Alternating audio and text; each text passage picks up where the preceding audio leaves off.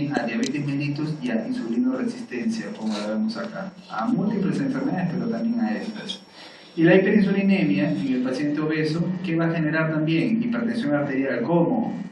Porque genera una sobreactividad simpática, genera retención de sodio en el túbulo proximal y genera un remodelado vascular, y por eso los tres factores intervienen en la hipertensión arterial. Por eso es de que existe una gran prevalencia de pacientes diabéticos con hipertensión y dislipidemia. ¿Qué más podemos decir del tejido adiposo y de la insulina? Está altamente estudiado. Miren acá, tejido adiposo actualmente reconocido como un órgano endocrino. ¿Y por qué? Se han encontrado, por ejemplo, estos péptidos muy importantes, la lectina. La lectina ustedes deben haber escuchado ya anteriormente, que cuando se ha experimentado en ratas, mutando el gen OB, se causa en estas ratas, ¿qué cosa? Obesidad, hiperfagia, diabetes, ¿cierto? Ya lo han visto antes, incluso es un modelo experimental de obesidad y diabetes. ¿Ya? Si quiero inducir diabetes en una rata para ver qué puedo estudiar ahí, puedo inducir esto. Y este gen se denomina justamente electro, que significa delgado, paradójicamente, vamos a ver por qué. Se expresan los adipocitos, tienen incluso además receptores periféricos y cerebrales, que es lo más importante, y justamente eso permite un adecuado feedback o regulación energética, feedback negativo, un feedback para la homeostasis de la energía, de tal forma que si el paciente tiene un buen balance energético, debería producir lectina, y con estos pacientes no debería, y debería ser incluso un supresor del apetito, ¿cierto? Y entonces, ¿qué es lo que podríamos pensar en los pacientes obesos? ¿Que tienen o no tienen lectina? Uno podría pensar teóricamente, hipotéticamente, que más bien la lectina normalmente es un feedback del balance energético de la célula en el tejido adiposo. Entonces, si tiene un buen balance energético, se supone que debería inducir en el paciente anorexia, o sea, que ya no sigue alimentándose, ¿cierto? Entonces yo podría pensar hipotéticamente que los pacientes obesos tienen la lectina suprimida, ¿cierto? No tienen lectina, no tienen ese feedback negativo, no tienen ese reloj energético. Entonces, ¿pero qué pasa? No se encuentra reducida, sino más bien está, ¿cómo está? Está incluso incrementada. Entonces, los pacientes con obesidad tienen, curiosamente, la lectina incrementada. ¿Y por qué se ha descrito que está incrementada? Porque más bien tienen resistencia a la acción de la lectina. ¿Okay? O sea, produce más lectina porque su acción de la lectina es resistente. Entonces, es resistente, no ofrece esa capacidad anoréxica o de balance negativo energético, o de feedback negativo energético, y por lo tanto esto es relacionado a la resistencia de su receptor. Entonces, una rata normal con lectina normal viene su tejido adiposo bonito, no inflamado, ¿cierto? Y una rata que no tiene lectina es una rata, ¿qué pasa? Es una rata, si no tiene lectina, no tiene lo que siempre debo de pensar, no tiene balance energético negativo, y por lo tanto está obesa, hiperfágica, ¿cierto? Y además, no solo eso, sino que su tejido adiposo está inflamado, tiene infiltración de células inflamatorias, macrófagos, y se sintetizan moléculas proinflamatorias, interleuquinas. Lo ven acá. Muy bien, ¿qué cosas se ha hecho experimentalmente? Fíjense acá. Acá tenemos una rata normal que produce lectina, y acá tenemos otra rata que es una rata que experimentalmente tiene la enfermedad de lipoatrofia, o sea, no produce tejido adiposo. Muy bien, entonces a esta rata que no produce tejido adiposo, que evidentemente tiene problemas metabólicos, porque acabamos de decir que el tejido adiposo es un órgano endocrino, le transferimos o le hacemos un trasplante de la grasa de la rata que sí produce lectina, que es normal. Entonces, ¿qué va a pasar con esta rata que tiene lipoatrofia? A la que se le ha trasplantado ese tejido adiposo, favorece su sensibilidad a la insulina y hay menor hígado graso, por ejemplo. Entonces, sensibilidad a la insulina se incrementa con la lectina, ¿cierto? Muy bien, por el trasplante. Y ahora, ¿qué pasa si tenemos una rata obesa con bastante tejido adiposo, pero que no produce lectina? Es hiperfágica, no produce lectina. Y le hacemos un trasplante de tejido graso, adiposo de esa rata a la que tiene hipotrofia, ¿va a haber algún efecto? Ninguno. Entonces ya podemos ir deduciendo que la razón propia, qué cosa es lo que, a pesar de que le damos a las dos, trasplantamos tejido graso, la distinción propiamente debe recaer en lo que contiene, ¿cierto? En ese caso la diferencia sería la lectina. ¿O qué más tenemos acá? Miren, una rata que no tiene lectina, le pasamos su tejido graso, pero además le administramos lectina. Y a esta rata que no tiene tejido graso. ¿Y qué sucede? Ahí sí se favorece la sensibilidad a la insulina, o sea, corroboramos nuestra hipótesis, ¿cierto? Muy bien. Y, a ver, entonces, administramos solamente lectina. Si es así, ¿y qué pasó? Si bien se favoreció la sensibilidad a la insulina, fue parcial. Entonces, ¿qué pasó? ¿Qué pasó con este ejemplo? En la que sí había una buena sensibilidad a la insulina. Bueno, lo cierto es que la lectina sí favorece la sensibilidad a la insulina, ¿cierto? Sin embargo, de todas maneras, sí debe de relacionarse ¿con qué? Con otras probables moléculas que sí están de todas maneras en el tejido graso. Entonces, a partir de ahí, ¿qué cosa es lo que se planteó? Miren, por ejemplo, acá, una rata ahora que no tiene lectina, pero sí tiene abundante tejido graso, es hiperfágica. Le administramos lectina y ¿qué pasó? Mejoró su sensibilidad a la insulina. Entonces, ¿qué significa? Que no solo se necesita la insulina, sino también de otras moléculas que están en el tejido adiposo. Por eso es que nuevamente recobra importancia el tejido adiposo como órgano endocrino, en la que no solamente está la lectina, en realidad actualmente se reconocen múltiples moléculas en relación al tejido adiposo, y una de ellas, ¿cuál es? ¿Cuál? La adiponectina. Muy bien. ¿Y por qué la adiponectina? Porque es incluso antidiabética, se secreta en el adipocito y más bien favorece la sensibilidad a la insulina. Si está reducida, más bien el paciente tendrá insulinoresistencia. Los PPAR, ustedes ya han visto eso en farmacología, alfa, beta, gamma, saben cómo es su distribución, etc. Entonces, en este caso favorece la inducción de PPAR gamma. ¿Sí? Muy bien, entonces miren todas las moléculas que a nivel de tejido adiposo que se producen, algunas prohiperglicemiantes y otras antihiperglicemiantes, lectina y adiponectina, de esto no vamos a hablar, ya para endocrinólogos, y esto es hiperglicemiantes, miren acá, resistina es bien conocida, ¿no? Y evidentemente todo lo que es inflamación es prodiabetes. Muy bien. ¿Qué pasaba en los pacientes que tenían síndrome ovario poliquístico? ¿Por qué ahí se menciona mucho del tema como factor de riesgo a la diabetes, curiosamente? Porque los pacientes, como les dije, tienen, ¿qué cosa? También hiperinsulinemia. ¿Y qué pasa con la hiperinsulinemia? ¿Qué cosa? Incrementa la producción de andrógenos a partir de las hormonas liberadoras gonadotrópicas. Entonces, favorece la liberación de andrógenos. Y los andrógenos, evidentemente, sí están muy vinculados, obviamente por esa razón la mujer tiene hirsutismo, acné, al síndrome ovario poliquístico o el síndrome mental. Muy bien. Ok. ¿Qué también podemos decir en relación a, bueno, actualmente mucho énfasis se le ha dado a la fructosa, no solamente a la glucosa, sino también a la fructosa. En Estados Unidos se consume bastante, por ejemplo, el corn syrup, que tiene alta concentración de fructosa, y justamente es utilizado como endulzante en vez del azúcar, pero al final, evidentemente, ese régimen dietético tiene un alto efecto prometabólico, pero en desmedro del metabolismo de los carbohidratos.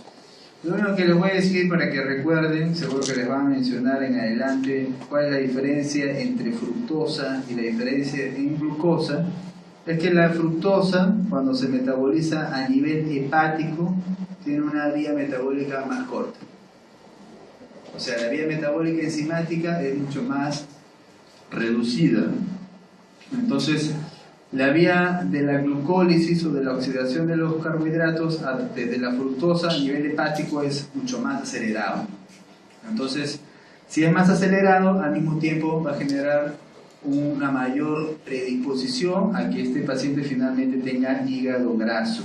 ¿Ya? Acuérdense que el exceso de la oxidación de la glucosa finalmente en qué acarrea, en la producción de lípidos, ¿cierto? Muy bien. Complicaciones. Justo ustedes tienen un seminario de complicaciones agudas. Mencionaré solo 3 cosas: cetoacidosis diabética, el estado hiperosmolar hiperglicémico y la hipoglicemia, que eso no mencionamos, que es relacionado a laterales. Y complicaciones crónicas, tanto micro como macrovasculares. Bien, vamos a ir acabando ya porque ahorita llega el doctor. Ok, entonces la primera complicación aguda que tenemos, bueno, las dos juntas, cetoacidosis diabética y estado hiperglicémico hiperosmolar. Muy bien, entonces, ¿qué debemos recordar en la cetoacidosis diabética? Es que tiene una triada. ¿Cuál es la triada? Hiperglicemia, acidosis metabólica y cuerpos cetónicos en sangre. Eso no lo tenemos en los hospitales, no medimos cuerpos cetónicos en sangre, pero sí lo vemos en orina. Y miren acá, los pacientes mayores de 65 años con estado hiperglicémico hiperosmolar incluso no tienen historia de diabetes, sino que acuden a emergencia con la descompensación inicial, o sea, debutan con la complicación y luego obviamente siguen con diabetes, ¿no? Muy bien, entonces la triada ven acá de la cetoacidosis diabética, glucosa incrementada, acidosis metabólica, ya saben que es de tipo Young alto, y la presencia de ketosis. Las 3 forman cetoacidosis diabética, ¿no? Por un lado hay múltiples causas de acidosis metabólica, por otro lado hay múltiples causas de glucosa y también hay causas de cetosis, ¿no? Por ejemplo, en el ayuno prolongado también se forman cuerpos cetónicos, por eso tienen que estar las 3 características. ¿Cuál es la fisiopatología tanto de la cetoacidosis diabética como del estado hiperglicémico hiperosmolar? Es que hay una reducción de la insulina y como en consecuencia de esto se actúan las otras hormonas contrainsulares, o sea, adrenalina, cortisol, hormona de crecimiento. Y la hiperglicemia se asocia a la neoglucogénesis, a la glucogenólisis y por qué no se está utilizando la glucosa en los tejidos. Entonces, ¿qué es lo que tenemos acá? Lo normal, la vía metabólica mitocondrial utiliza glucosa, ¿cierto? ¿Qué utiliza? O sea, a nivel del citoplasma la glucosa forma acetilcoenzima y este es el sustrato para que a nivel de la vía mitocondrial forme ATP, ¿cierto? Muy bien, entonces, ¿qué vías metabólicas vale la pena recordar acá? La vía de la malonil, acá hay que recordar 2. Una de ellas es la malonilcoenzima A. ¿Qué hace la malonilcoenzima A? Sintetiza, ¿qué cosa? Ácidos grasos. Entonces, nuevamente, una persona ingiere gaseosa, hamburguesa y dulce, todo ese exceso excesivo de carbohidratos se oxida en exceso y se transforma en grasa, ¿cierto? ¿O no? Y esa grasa se deposita, ¿cierto? Entonces se almacena. Entonces, ¿cuál es la vía metabólica de eso? Malonilcoenzima A, ¿cierto? Síntesis de ácidos grasos. Y normalmente la malonilcoenzima aquí inhibe también a otra vía enzimática, que es la vía de la palmitoylcarnitina aciltransferasa.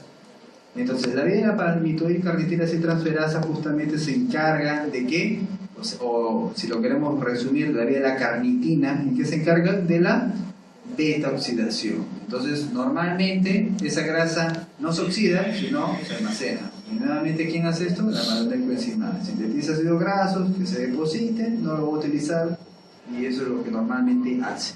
Entonces, hasta ahí es lo normal. ¿Qué pasa en el paciente con cetoacidosis diabética, con hiperglicemia? No está utilizando adecuadamente la glucosa a nivel periférico. Hay que ver acá la vía de la carnitina. Ya sabemos que normalmente su acción es la beta oxidación. ¿Y qué pasa? Miren, ¿qué es lo que sucedió? La malonilcoenzima, ¿cómo está en el paciente con cetoacidosis diabética? Está disminuida. Si está disminuida, ya no va a hacer lo que normalmente hace, que es inhibir ¿a quién?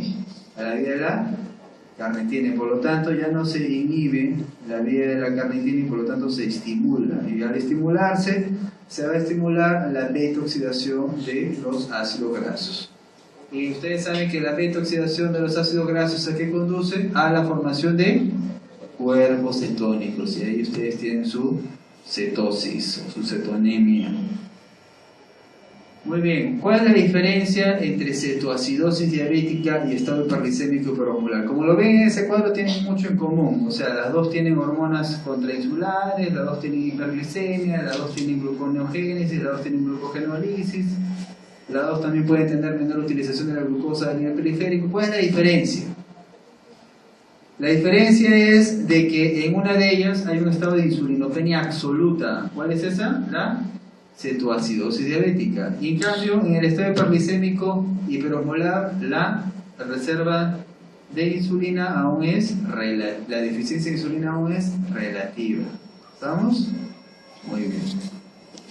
Entonces, a ver, la cetosis diabética, nuevamente, ¿cómo la diagnosticamos? Uno, la presencia de cuerpos cetónicos, ¿cierto? Ya les he dicho que en nuestra práctica clínica lo vemos en la orina. Otra es la presencia de acidosis metabólica, tenemos que ver el pH.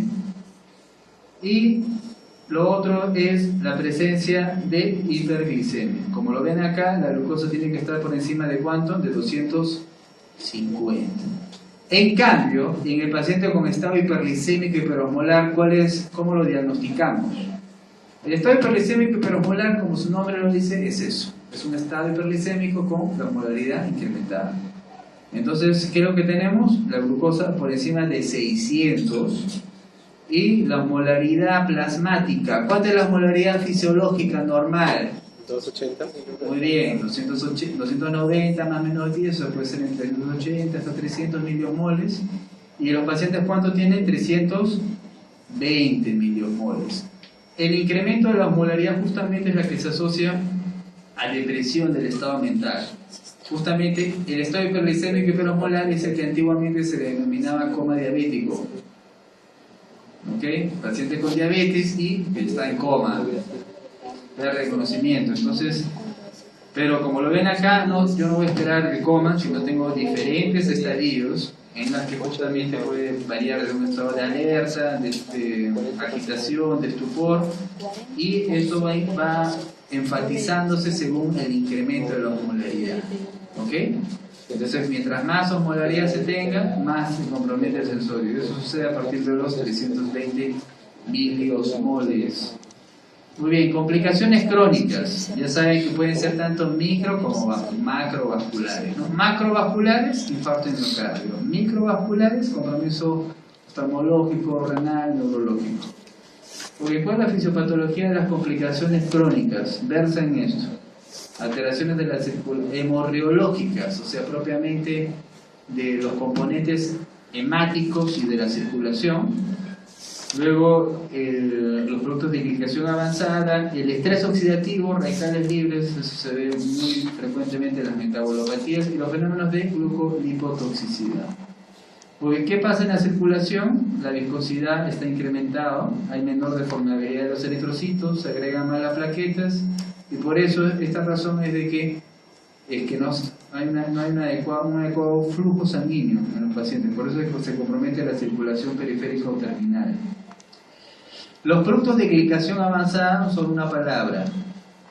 Por ejemplo, normalmente, ¿qué cosa es una glicación? Normalmente las células se comunican unas con otras a través de glucosa, es normal. Es normal que las células se comuniquen con glucosa, evidentemente.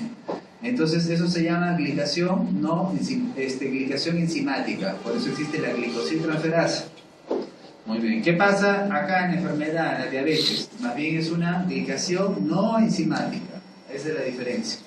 Entonces, la glucosa se liga a proteínas, etcétera, pero por vía no enzimática. Entonces, esa glicación no enzimática compromete diversas proteínas, por ejemplo, cuando involucra la hemoglobina, genera la hemoglobina glicada, ¿cierto? Que es la que justamente usamos para hacer el diagnóstico también. ¿Ya? Entonces, la hemoglobina glicosilada, por si acaso, tiene mayor correlación con la glucosa en ayunas, como lo vemos en este gráfico. Ok, del estrés oxidativo. ¿Por qué hay estrés oxidativo en los pacientes con hiperglicemia? La glucosa forma productos de glicación avanzada, eso estimula el factor nuclear kappa beta, que es el principal factor proinflamatorio. La glucosa también estimula la vía del sorbitol, que es muy importante para explicar por qué los pacientes, por ejemplo, tienen cataratas. ¿Okay? Y el paciente cuando tiene incremento del sorbitol disminuye el mioinositol, disminuye el NAD, ustedes saben que cumple su función de antioxidante. ¿Qué más? Aumenta la vía de diacilglicerol, aumenta el calcio intracelular y esto compromete la circulación porque genera un desbalance. Menor vasodilatantes y mayor vasoconstrictores.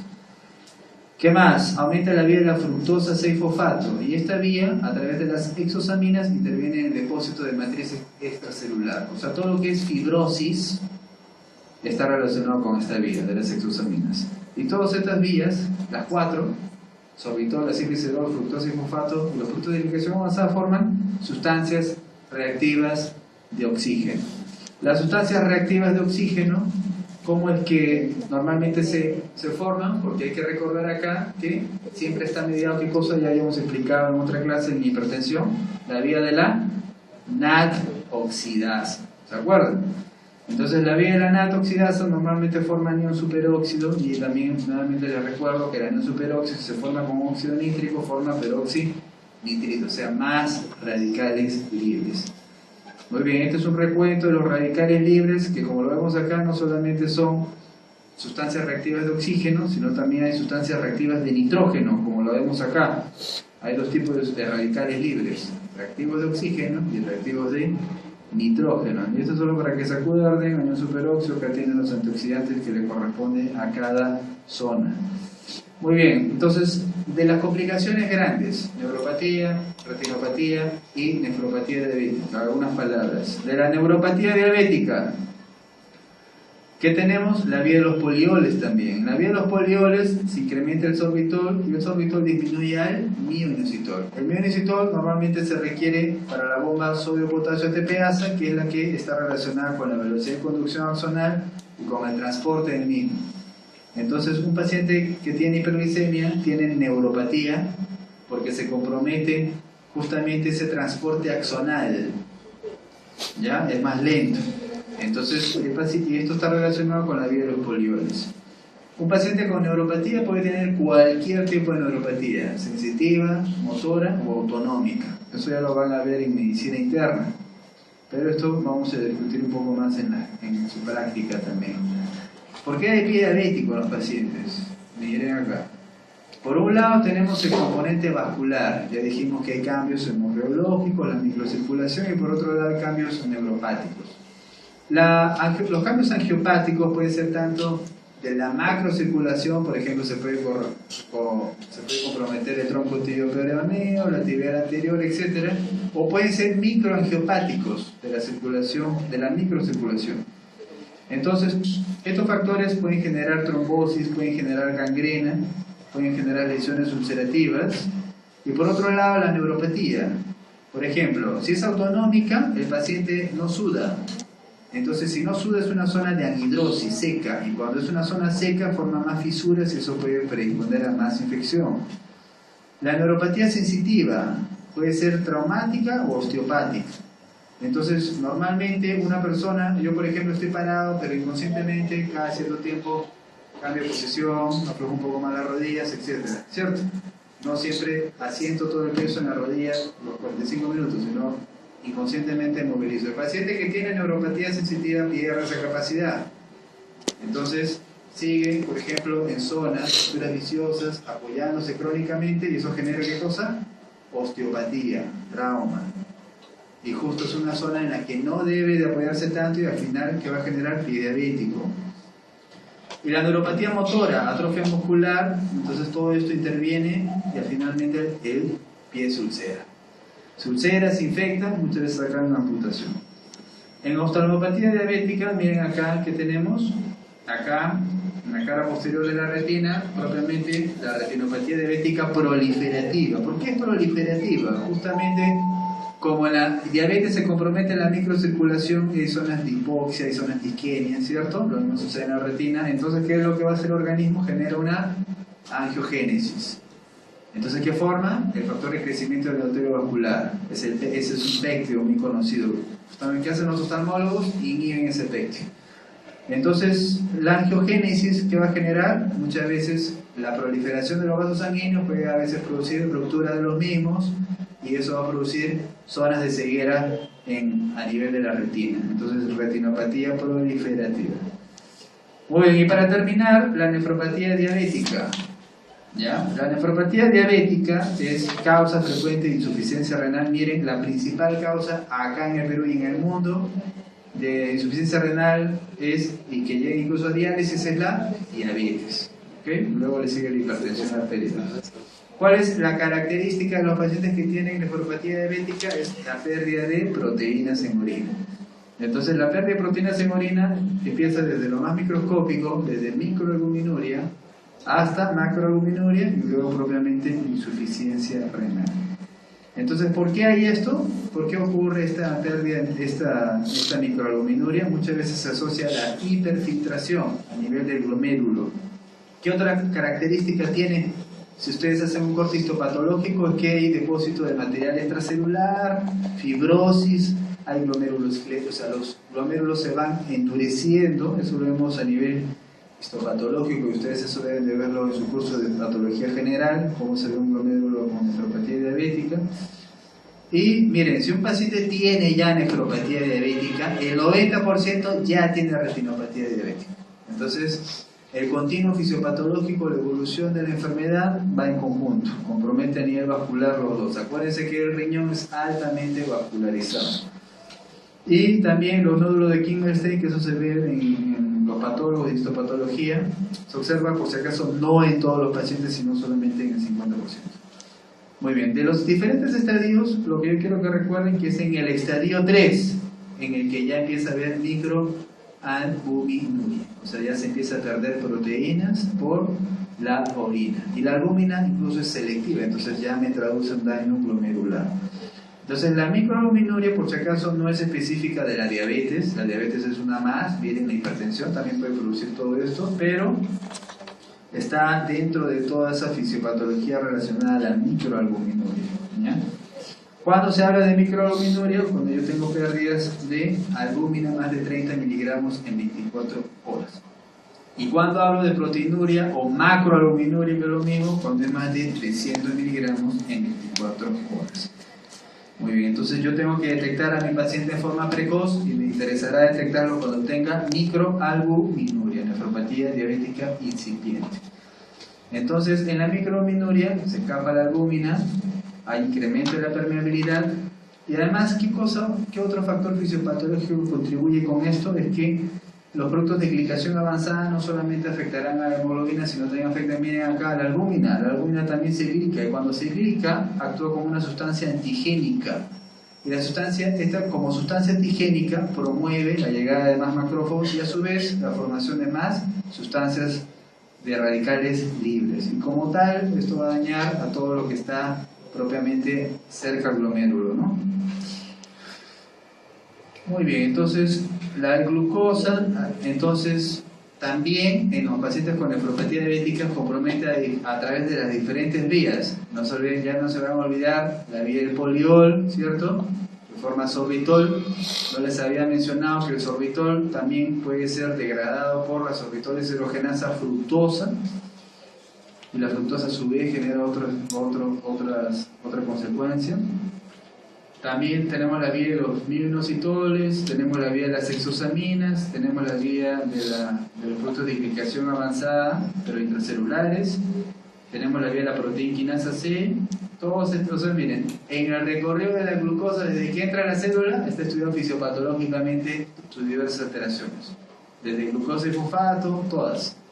Paso a paso está relacionado con una vía metabólica fisiopatológica. Ya hemos explicado algunas, cuáles son las más importantes. Y todas estas me llevan a aumentar la permeabilidad, que es lo que contribuye a la microalbuminuria y nefropatía diabética. Entonces, miren acá.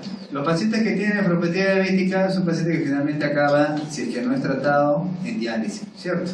Y un riñón que va avanzando en insuficiencia renal es un riñón que va disminuyendo de tamaño y se va fibrosando, o sea, se va generando, depositando más tejido fibrótico. ¿Cuál es el principal interleuquina que forma tejido fibrótico? El factor de crecimiento transformante beta. Muy bien, entonces, y como ven acá, el factor de crecimiento transformante beta ¿quién favorece su desarrollo? Los mismos productos de glicación avanzada, la proteínasa C, las exosaminas y las sustancias reactivas de oxígeno. Ya habíamos dicho en una clase que el factor de crecimiento transformante beta favorece la formación de un colágeno que el organismo no puede degradar, ¿cierto? Lo mismo sucede acá. ¿Qué más podemos decir de los productos de glicación avanzada? Que a nivel del riñón, el principal receptor se encuentra en el podocito. Y estos productos de glicación avanzada, ¿qué es lo que van a generar? Miren acá, una vez que se unen a su receptor en el podocito, van a generar incremento de las sustancias reactivas de oxígeno, o sea, es prooxidativo. ¿Qué más? Estimula al principal factor proinflamatorio, el factor nuclear kappa beta. Estimula el BEF, el factor de crecimiento del endotelio vascular, y favorece la apoptosis. Eso es lo que hacen los RAG, los receptores de los productos de glicación avanzada a nivel renal. Muy bien, y con esta diapositiva terminamos. ¿Ha llegado el doctor? ¿Sí? Ya. Con esta diapositiva terminamos. Vemos aquí el podocito, vemos acá la hiperglicemia, las diferentes vías metabólicas que ya hemos mencionado, forman radicales libres, y todas estas vías metabólicas forman factor de crecimiento transformante beta. El factor de crecimiento transformante beta también disminuye la nefrina. Ustedes deben de recordar, cuando hablamos glomerulopatías, la importancia que tiene la nefrina en la filtración glomerular, y evidentemente el valor que tiene el factor de crecimiento transformante beta en la fibrosis. El podocito tiene su receptor de los productos de glicación avanzada, ya hemos dicho que es lo que produce, pero además, miren, el factor nuclear kappa beta puede estimular quimiosinas. Llegará más macrófagos y va a inducir más inflamación y estrés oxidativo. El receptor AT1 deben de recordarlo por hipertensión arterial. Las integrinas alfa 3 y beta 1, que normalmente anclan el podocito a la membrana basal, se pierden. Y el BEF, que también habíamos dicho que se sintetiza, actúa sobre el endotelio, y esto finalmente actúa sobre las células mensagiales, favoreciendo más inflamación. La albúmina, ¿qué vamos a agregar acá? ¿Qué faltaría? La albúmina que está glicada, los cambios hemorreológicos, otros factores de riesgo, hipertensión y lipidemia, y todos estos factores contribuyen a la microalbuminuria. Entonces todo es un continuo fisiopatológico. Ok, muy bien. ¿Alguna pregunta? Bueno, la clase está